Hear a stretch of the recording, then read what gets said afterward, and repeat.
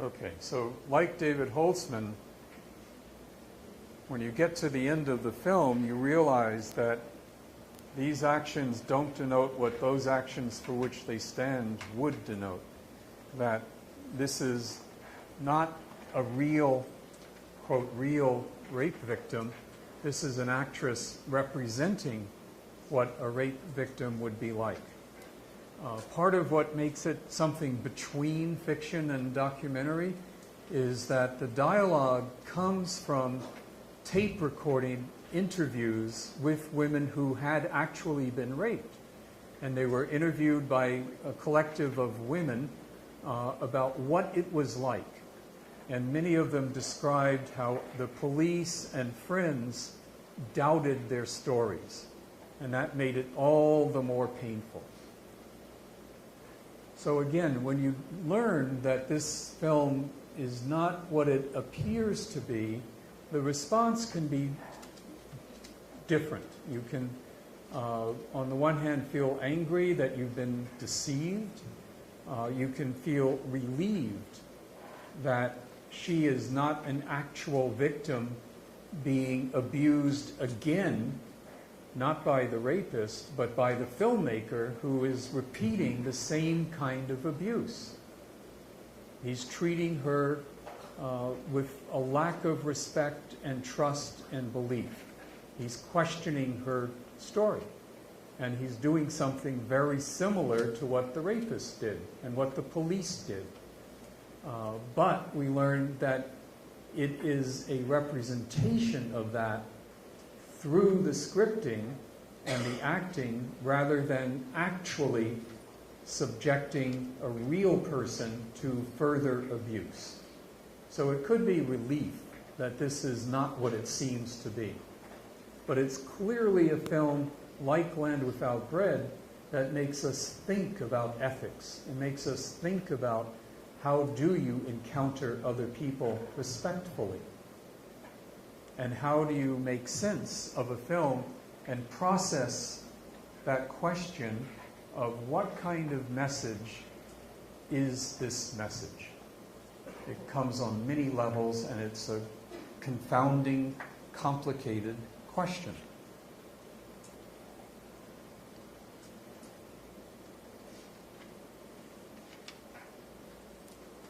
It also, one of the effects of this in all these films is it really makes you want to see the need to see the film again.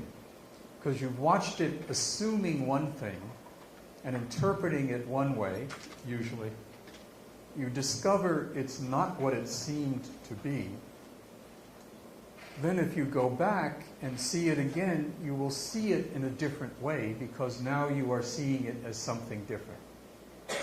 So it encourages this process of reviewing, which is a little like reality when you meet someone and later think, what happened? What kind of interaction did I have? Was he being or she being serious? Were they joking? Were they playing and fooling with me? You know, you may have questions like that. You have to replay the whole thing after you have a better grasp at the end of what happened at the beginning. So it encourages that kind of process.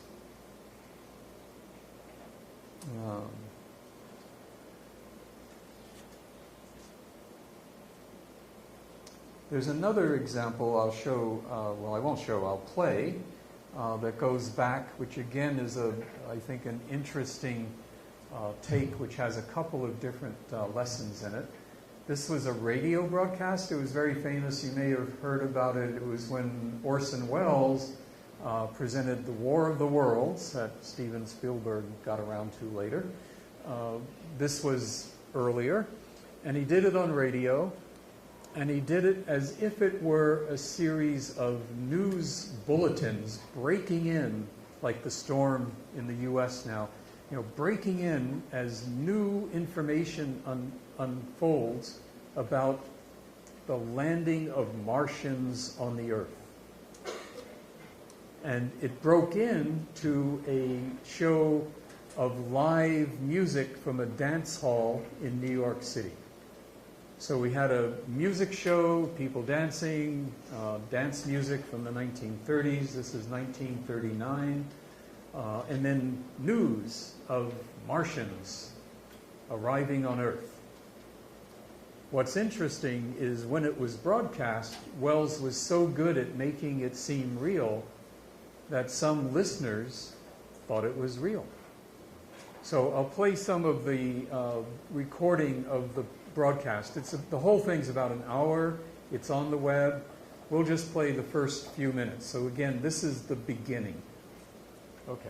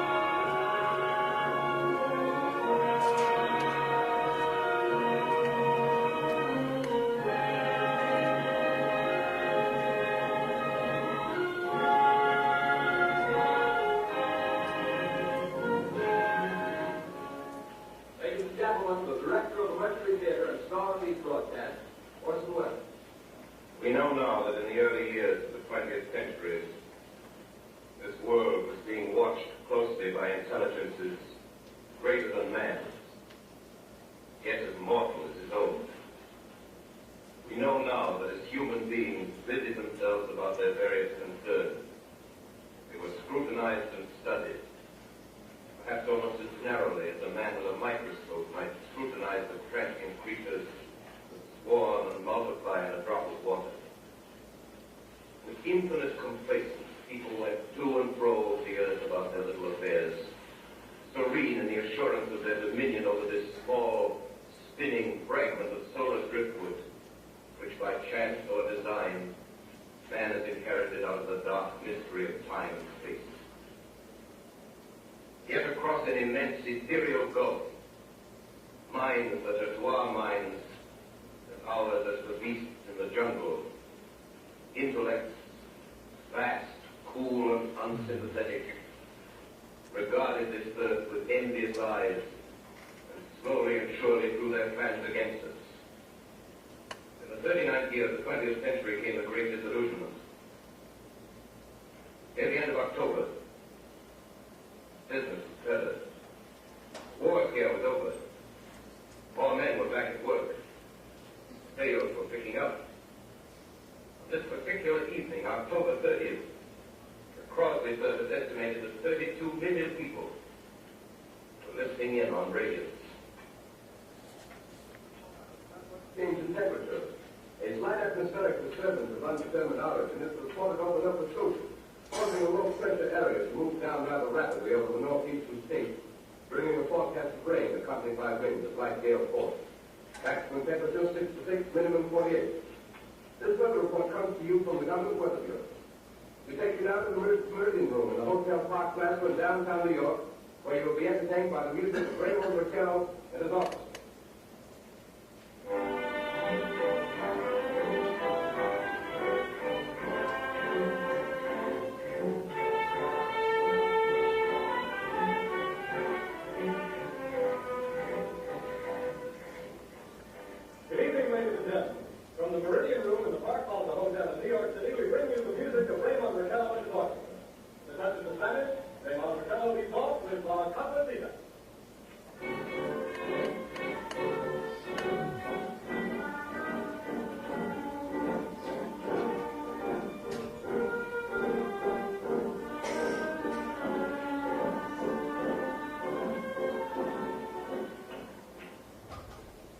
Ladies and gentlemen, we interrupt our program of dance music to bring you a special bulletin from the Intercontinental Radio Bureau. At 20 minutes before 8 Central Time, Lieutenant Farrell of the Mount Jennings Observatory, Chicago, Illinois, reports observing several explosions of incandescent gas occurring at regular intervals on the planet Mars. The spectroscope indicates the gas to be hydrogen and moving toward the Earth with enormous velocity. Professor Pearson of the Observatory at Princeton confirms Farrell's observation and describes the phenomenon as, quote, like a jet of blue flame shot from a gun, unquote. We now return you to the music of Ramon Marcello playing for you in the Meridian Room of the Park Plaza Hotel situated in downtown New York.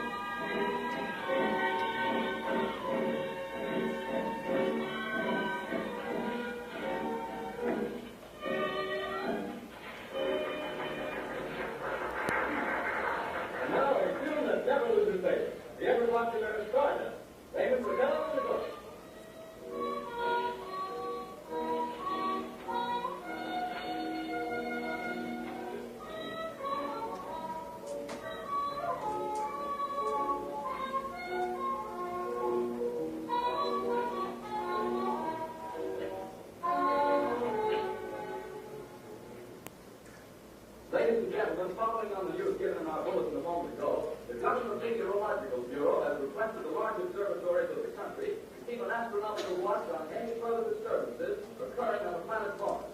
Due to the unusual nature of this occurrence, we have arranged an interview with another astronomer, Professor Pearson, who will give us his views on this event.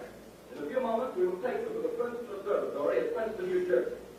We return you until then the music of Ramon Marcello and his orchestra. Okay. Yeah. Okay. This goes on, but there are already some hints, and the next moment we'll get another big hint. It's more than hints, it's outright statements that this is not real, like the opening when he says it's the Mercury Theater, it's Orson Welles, it's War of the Worlds. So there are things telling people this is not real. But Welles, two things happened. One, a number of listeners missed the beginning. They did not hear the beginning for different reasons. So they came in later when it seemed like it was music and news. Also, Welles was just very good at making it feel real. The voices, the codes and conventions of news are honored, but the news itself is false. And it points to one of the qualities of documentary that allows for irony, is that the feeling of truth in a documentary often comes by using the codes and conventions of documentary rather than from telling the truth. If you use the codes, you can produce a truth effect. Like Man Bites Dog, where the killer talks to the camera using the convention of an interview with a real person. It feels like it's a real interview. And that effect is because of the code or convention, not because of what he's telling us, which is false. But it's harder to see that if you use the codes. And Welles uses them very well for radio news. It should have been clear to anyone that rocket ships taking off from Mars, landing on Earth, invading New Jersey, and killing everyone in New York probably could not happen in 40 minutes before the show is over. And yet that's what happens. So there's a lot of things to make you think this cannot be true. But apparently, and I don't know if it's myth or truth, but like Lumiere's train arriving at a station, some people got in their cars and fled from New York before the Martians could get there. Whether that's true or not, I'm not sure, but there were many people who were upset and thought Welles had tricked them in a cruel way. And irony can often feel cruel if you don't get the joke, if you're the butt of the joke, so to speak. But if you understand it, it can be a source of humor and pleasure as well. There's another thing that the fact that some people got very angry and upset, even though there were many clues that this is not real, this is a fabrication, it's a enacting of a fiction. There's another important thing that may have happened with this broadcast that's not uncommon. Once you begin to interpret a text as one thing, once you begin to think, I know what kind of message this message is, then it's likely that you will look for things that confirm what you already suspect, and you will ignore things that can contradict what you already suspect. So they may think, how could the Martians have gotten here in 10 minutes? That doesn't make sense. But they will push that aside and say, but wait, the newscaster says they've landed in New Jersey. It must be true. It's news. This is very similar to Menoni's idea of fetishism, which in one sentence, his idea was, I know very well, but all the same. Which is, for a fetish, you know very well that this signifier does not denote that for which it stands would denote. That a shoe, for example, for a shoe fetish, is just a shoe. It's not a person, it's not erotic, it's just a shoe. But for the fetish, they know very well that it's, if you say, look, that's a shoe, and you're holding it, you're putting it to bed with you, you're in love with the shoe, they say, yeah, I know very well, I know it's a shoe, but all the same, even though I know that, I still have this feeling for it that I can't control, I can't explain. I just love shoes. It's a fetish. And I think that happens with ironic texts if we don't get it. We invest almost fetishistically in, I know very well this might not be true, but all the same, I'm going to believe it's true because it's easier. Now I've got an answer. I've got my box. I know what I'm looking at. And then you wind up discovering you're wrong, and that's where some feeling of betrayal or anger can come. One other thing that I want to point out, I'm going to skip one of the clips for time, but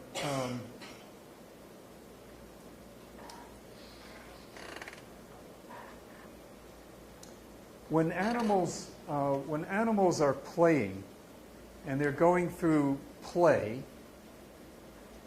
they don't say not, but they're acting out something different. So this play does not denote what those actions for which the play stands would denote. So where is the fighting? Do you see fighting if two animals are playing?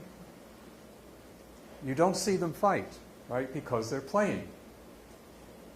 It sounds obvious, but the point is that when you make an ironic film or a mockumentary or play, then the thing you are referring to is absent. So how do you know what's not there? How do you know what's not there? You already in your mind have some idea of what is not being communicated. You have some idea of what fighting would be like if it were happening, but it's not. You have some idea of what a documentary would be like if it were a documentary, but it's not. So what is that real thing? What is the fighting or the documentary? It's an idea you have in your head of what the real thing is, of what the thing that is being referred to would be. That's where would is an important word here, because it means it might be, it could be, it isn't actual. It would be there. So it means in many cases when we say Borat or Spinal Tap, is mocking documentaries, what documentary are they mocking? What documentary do they mock? There's no documentary there. We have in our head an idea of what a rockumentary or a journalist going to another country like Land Without Bread should be like. We imagine that and imagine that's what they're mocking. It's an idea of something that isn't there. So it makes it easy when you make a mockumentary to create a straw man, an imaginary target of a type of film that you are not showing in order to ironically kid or mock that form. So another twist on what's going on here.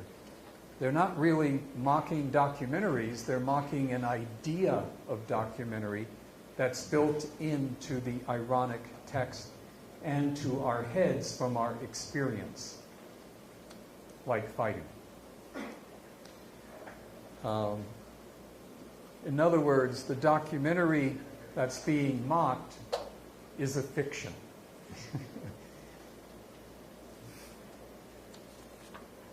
Okay, so let me conclude by returning to Encounter in another vein. Because these films that are ironic are in some ways frustrating or thwarting or blocking our sense of direct, immediate contact with reality. They're making us think about what kind of message is this message, rather than think, I know what the message is, I just need to understand the meaning. I know it's serious, I know it's not serious, I know it's a joke, I know, so now let's just focus on what's the information, the meaning. Irony makes us think about the package. How is it framed? What kind of message is a message? What it's framing is, I think, an ideal like the idea of documentary. The thing that's not there, in some ways, is what we wish were there. It's what we wish Encounter was really like, even if it isn't. So it's a bit of a fiction. But I think it's close to what Martin Buber described as I-U, a sense of direct, immediate, complete, full, respectful trust and belief in another person. You do not get that in irony. But I think that's what is not there. So it's what is our idea of what could be there. And I want to show you an example of a film which I think comes pretty close to giving you a sense of what real encounter is like, could be like, without the irony. In other words, I think it's a representation of the fiction that irony invokes but does not present, of what real encounter could be. So this is from the work of Peter Forgas, who, as Fernão was mentioning, he and I were here in Brazil last February, in Rio, Sao Paulo, and Brasilia, where his films were being shown, and we had conversations because there's a book of essays I helped to edit about his films. They're really wonderful films. And I know they're somewhere here in Brazil because they were all shown. Maybe Patrice knows where they are. Patrice Rebelo was one of the organizers of the event. This is from a film called Free Fall. And it's typical of Forgas movies. He doesn't he doesn't film anything. He collects film. He collects home movies. So these are home movies, old. In the case of Free Fall, it's footage shot by a Hungarian man, Jorgi Petto, of his life in the 1930s and 1940s. And this scene is from 1939, same year as War of the Worlds. And it's a scene of his lover, wife, Eva. I'm going to show a little before it and a little after it so you get a sense of it fitting into the film. But it's a very personal, very private, very special moment. And I will not try to trick you. This is real. It is a true home movie. It is not ironic. It is not a mockumentary. That's the truth, really. So this is different. And I think you feel that you're watching something that has a kind of precious quality to it. That Ava, who we see, undresses and takes a bath and goes to bed and invites, she moves her fingers, just this little movement like that, to the camera. But it's not really to the camera. It's the person behind the camera, her lover, who she's inviting to come join her in bed. I think it's quite a magical, precious moment. And it's the kind of moment that I think mockumentaries make us wish for. So let's watch that last clip.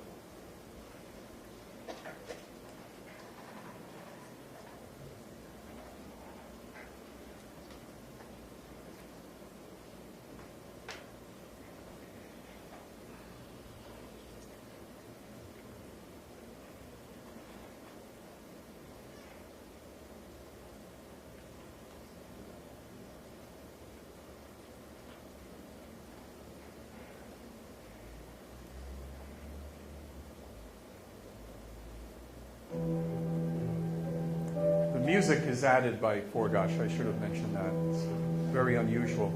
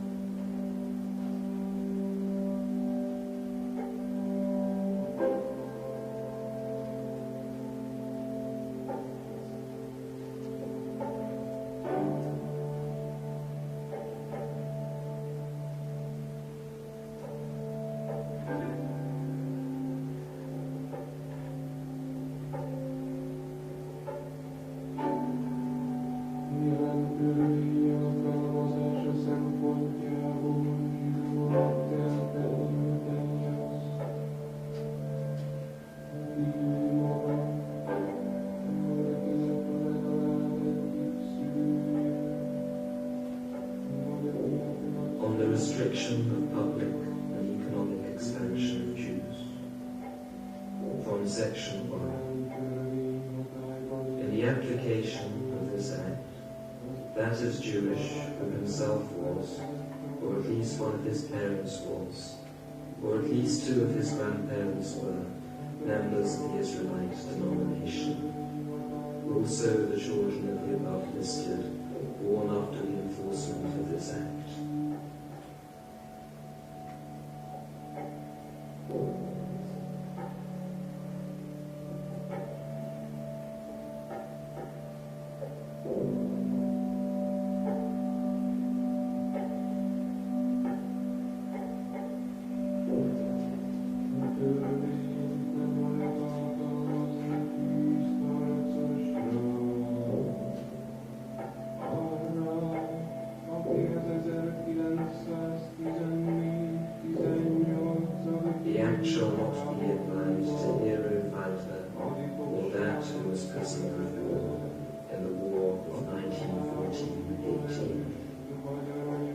Who was decorated with a silver or gold medal of valor in that war.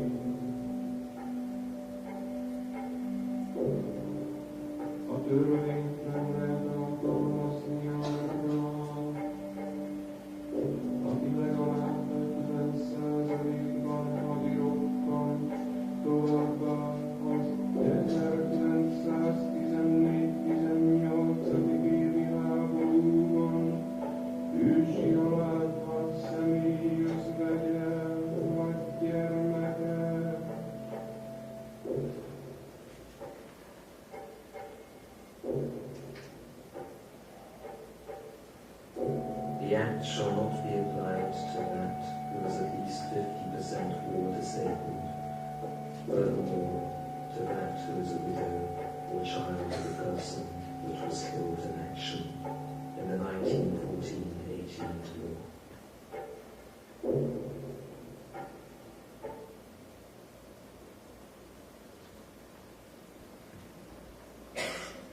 Okay.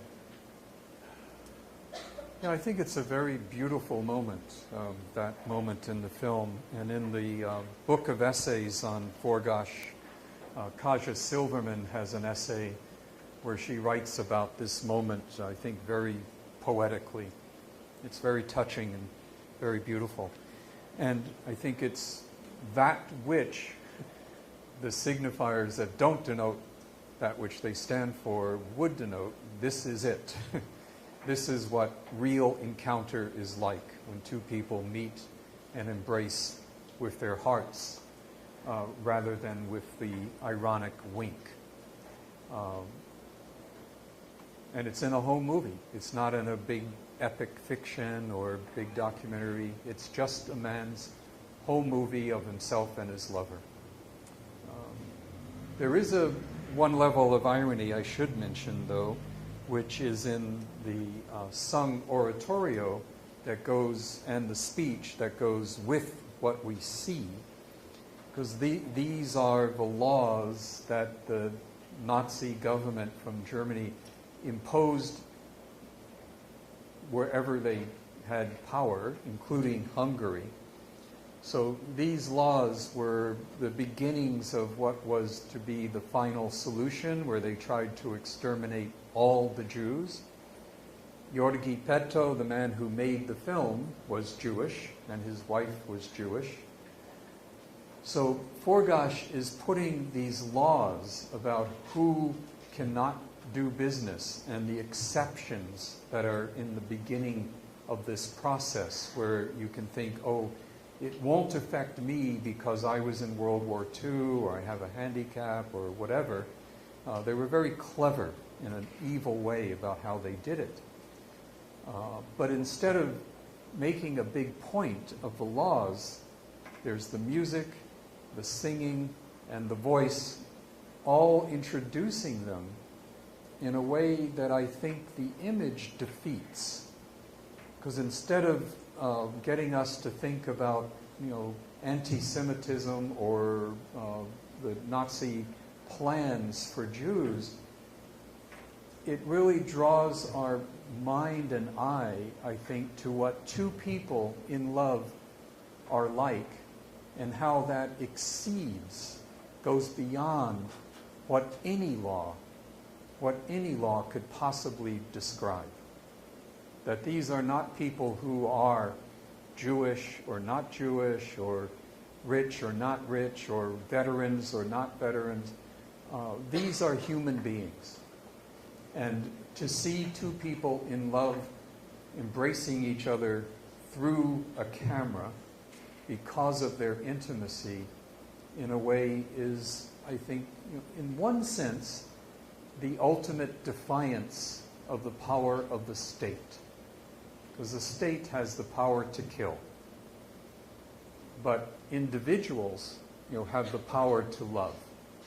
And I think Forgas, by using this sequence, reminds us of the power we have in how we encounter others. That irony twists for its own purposes. So, thank you.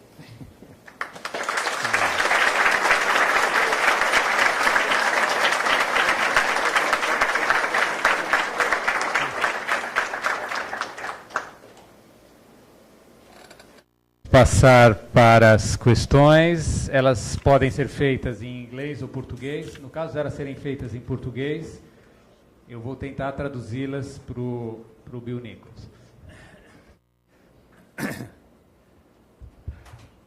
When I talk about this as questions for the ironic text rather than mockumentary, I'm opening a can of worms that you have just opened more, because irony is a literary trope that goes back centuries and has many more possible applications and forms than I can hope to deal with. And there are books on irony alone. So I think it would be another foray, another effort to explore the use of irony in independent film or mainstream film or genre.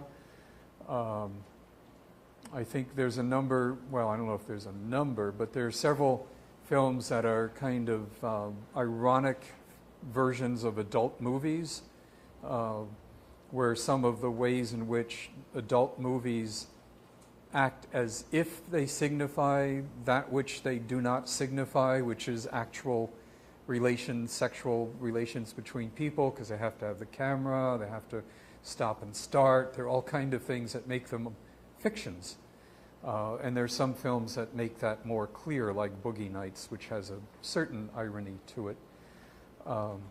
So I don't have a developed answer to your question. I would be curious if you have more thought about it, and it would be something I would like to look at more. Yeah.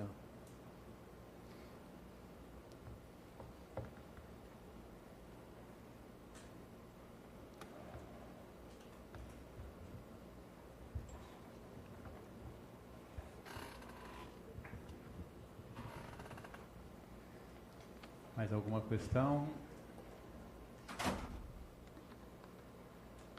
Bem. Oi. Aham. E acabou tocando num assunto que eu tinha Pois não. rascunhado, que é a respeito dessa tradição literária. E aí eu fiquei curioso se, na opinião dele, ele identifica algum traço em comum entre a ironia no documentário. The relation between irony in documentary. E no mockumentary, Mockumentary. E o gênero literário das histórias alternativas. Se ele vê algo de utópico. Histórias alternativas. Alternate histories. Alternative histories. The literature genre. What's the question about? Between mockumentary and alternative literature.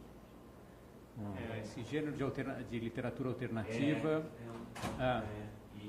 E se por acaso ele veria no mockumentary e nesses filmes que trazem esse tipo de ironia uma dimensão utópica. If you see in the mockumentary and those irony films, utopic dimension, utopic, Yes. utopia. Okay. E evocasse a utopia como literatura. The relation between mockumentaries and utopia, and also in literature and film, if you have any. Okay. any words to say. Yeah, so we're back in the can of worms again. A lot of worms in the box. And I think, irony is one of those, irony is a form that is aware of form. So unlike realism or even sometimes modernism, it is a way of signaling an awareness of the conventions that normally apply. And those could be social conventions as well, of how we think reality is structured. When you have an ironic view of, say, bureaucracy, part of what you are doing is saying it could be otherwise. It could be different. One of the forms that takes in literature, apart from, irony in general, but I think a form of literature that is often ironic in that sense is science fiction. And science fiction is often saying not quite what it means and not meaning quite what it says, because it's using the future to talk about the present. very often. We go into the future to visit another world, but it's really a comment on the world we have now. It was very popular in the Soviet Union in the 20s because science fiction stories about the Soviet Union later did not typically get censored because they were not about reality, but they were in a disguised form. So it was saying these signifiers do not denote what the signifiers for which they stand would denote. That we're speaking about a future, and we're not talking about the reality that is like this future. We're just talking about the future. But usually, science fiction in the Soviet Union in the 20s was critical. So instead of presenting a utopia of what communism could become, it was presenting a critical view of what communism was. It was totalitarian. It created a sense of objectification. It reduced people to objects, to I-it relationships. There's a number of books. I'm trying to think of the name of one that's slipping my mind. But there are a number of works like Brave New World in 1984 and so on that were speaking of the Soviet Union as it existed, but projecting it into the future so they could say with a wink, I'm not talking about now. This is not about now. Wink. So there was an irony involved, and irony can allow for criticism. When Freud talks about jokes, he reminds us that a joke often has an aggressive or a hostile quality. There's something about it that is violent or aggressive, and instead of attacking directly by making a joke, it allows the person joking to say, I'm only joking. I'm only joking. I'm not really attacking you. You may be doing something, I think, like Borat. If you've seen Borat, in cultural learnings, to help, blah, blah people, da-da. When Borat says, may we celebrate this with the blood of all of the Iraqis, or things, he just exaggerates the rhetoric of war, and I hope you will kill all of the children in Iraq, and things like, he says these outrageous things. But because it's in the context of a film that's ironic, and we know he's exaggerating and not a real warmonger, you can laugh at what he's saying, and yet it's aggressive, it's critical, it's very hostile to the American government's policies of waging war in Iraq. But he could say, oh, I'm not serious, I'm just joking. So I think that irony is a double-edged, like double binds, it's double-edged. It appears to be one thing when it's another, and it allows you to be critical when you can, and to deny it. It allows you to be critical and to say, I'm not really being critical. I'm just having fun. That's the mock quality. This is just a joke about rock music, Spinal Tap. It's not really critical of documentaries. It's not really critical of bad rock and roll bands. Maybe it isn't, but it allows it to say and deny that it might be.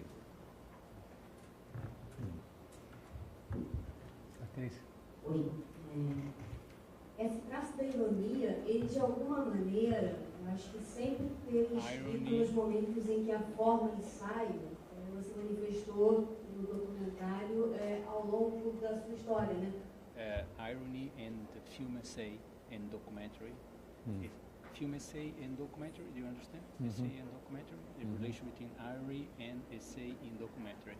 Isso a gente onde podia citar desde os filmes do Bertov, os filmes da vanguarda francesa do René, do Chris Marquet. Avant-garde, French avant-garde, impressionismo. De alguma maneira, será que esses filmes, os mockumentaries, que justamente mock com as convenções, não se inscreveriam, sem querer criar historiografias e cronologias engessadas, mas será que eles não se inscreveriam um pouco nessa história como herdeiros? Mockumentaries, the relation between mockumentary and the avant-garde, if they are not the heritage from the avant-garde, from the... Você diz a vanguarda dos anos 20? Dos anos... Então, Chris Marquet, Agnes Varda, the relation between avant-garde, the 20s and the 60s, and mockumentary. Okay. That's all? Okay, so the question is about the essay, the avant-garde, and the mockumentary. There's a new book called The Essay Film, which is quite good, and it's trying to make clear how essay films are different, similar, but different from other documentaries, and share qualities with the avant-garde, by Tim Corrigan. I think the thing that many avant-garde films, many essays, as Corrigan in his book on the essay film defines, and the mockumentary, or what I would call the ironic film, have in common. The thing they tend to have in common is what I was describing as that moment when you try to figure out what kind of message is the message. What kind of message is the message? That is, that they all are capable and often do produce a destabilizing effect. They make our normal cognitive processing of, here's reality, I know what's going on, I'm secure, I'm stable, I can just continue to be me as the world unfolds around me because I am me, period. These films question that, and you say for a minute, what happened? I thought it was one thing, I'm not sure anymore, I don't know what it is. Is my thinking, my analyzing, my processing working? Am I who I think I am? And that's where Montaigne, when he, je ne me trouve pas où je me cherche, he doesn't find himself where he looks. And I think that puzzlement of what's going on is one that's shared by much of the avant-garde, mockumentary, and the essay film at certain moments. It's not constant all the time. You don't watch the film and say, I don't know what's going on all the time. But it is destabilizing sometime. And it throws then into question who it is we think we are. Julia Kristeva, who I did not quote, but she has a comment that when I was talking about fetishism, that one of our biggest fetishisms is language, that we fetishize language. And where are we in language?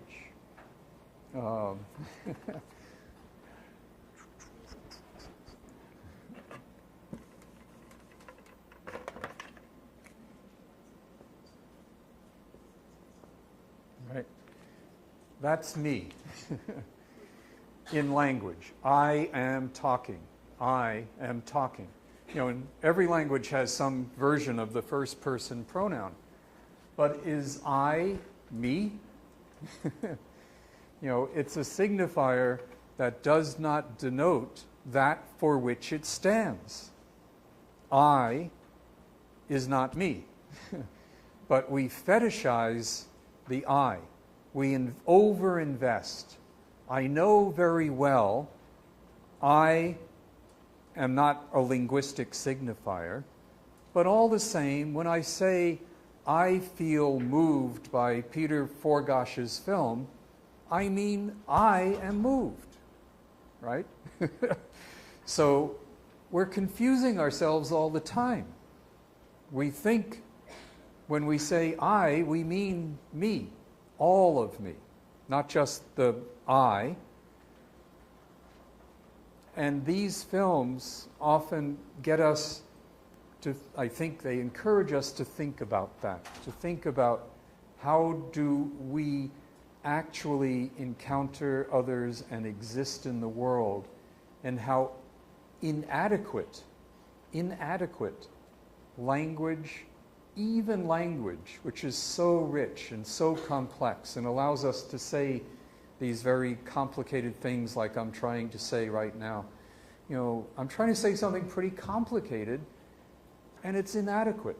You know, it doesn't, even that doesn't capture who I am or who you are in all your complexity. It's beyond language.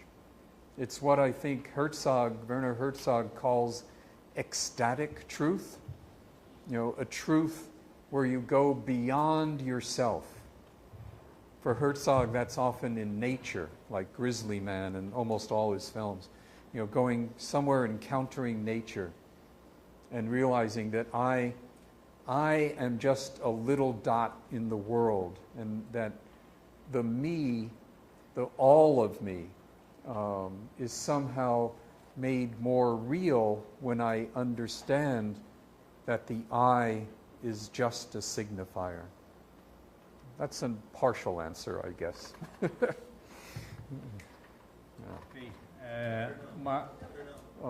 Tem. Tá, então mais duas questões e a gente termina. Que tá você e depois o Márcio aqui. Tá?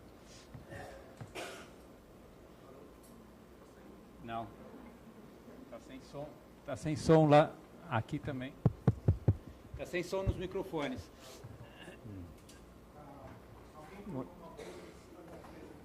Yeah, you can use. Can you use this one? This one? No. No. Seems you have a problem. We have a situation. A situation. Situation, as we say in America. Yes, a situation. Situation. It's a very good expression. Alô? Não? Alô, voltou. Hello.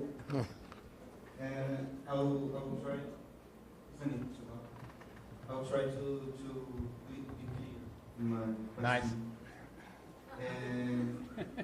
There is one text you wrote around 2008 that you talked about reenactment, and you talked that the reenactments in documentary, they are somehow haunted by the past and by somehow this reality.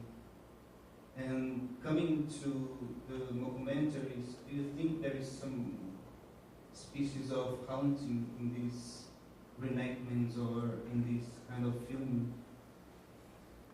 Definitely. I have 2 pages here that are on reenactment. That's what I skipped for time. But I think, yes, reenactments are a perfect example of irony. Like irony in general, you have to know that it's a wink and not a blink. You have to know that the reenactment is not the original event, but a reenactment of it at some point. Second, that the signifiers, the reenactment, those signifiers do not denote that for which they stand would denote. That is, when we see the reenactment, we know we are getting a representation of something that has already happened and was not filmed. So we're seeing something from a point of view which is retrospective. It's looking back and giving meaning and coherence to something that happened that could not have been done at the time because it's now reenacting. Like, what was that film? United 93, or I think it was 93. It was a film about the airplane that was supposed to crash into the White House on September 11, and the passengers prevented it, and it crashed in a field. Michael Winterbottom directed. And it's based on reality. So it's a fiction, most people say it's a fiction, but it tried to reenact what it would have been like in that plane if we could have been there and seen it. So it has the form of irony in this sense, that it's signifiers standing for something that is not present, but it's what it would have been like if we could have been there. The example I was going to show is from a film called Reconstruction, which was, it's a recent film about a film originally made in Romania, I think in the 60s, about 61, about a bank robbery. The robbers, this is under communism, bank robberies almost never happened because it was the people's money. So why would you steal your own money? Certain logic. But anyway, the robbers decided to rob the bank to liberate the money from the communist government that they felt was failing. So it was a political act. They were caught. After they were caught, they were made to reenact the robbery. They had to confess that they were forced, interrogation, to confess, and then they were made to reenact. And it's a good example of how the reenactment does not stand for that which it represents, would have stood for, because when they go through the motions of reenacting, now they are prisoners. They are not rebels. Now they've been interrogated and beaten down, so they're not defiant. And they go through the reenactment, not like, I'm going to, give me the money.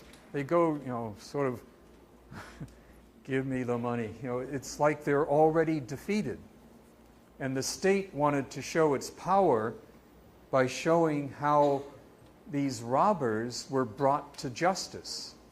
But the film was not shown, and I think one reason it was not shown is it really shows how the state's power produces a new form of injustice by debasing, humiliating, and demeaning and objectifying people, by making them small, by not respecting them as people.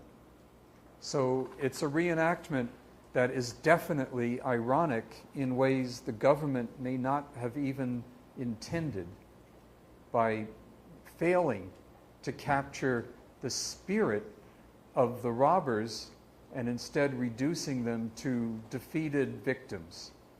But yes, the basic answer is, I think reenactments often usually have an ironic quality. It's a good question. Thank you. Márcio?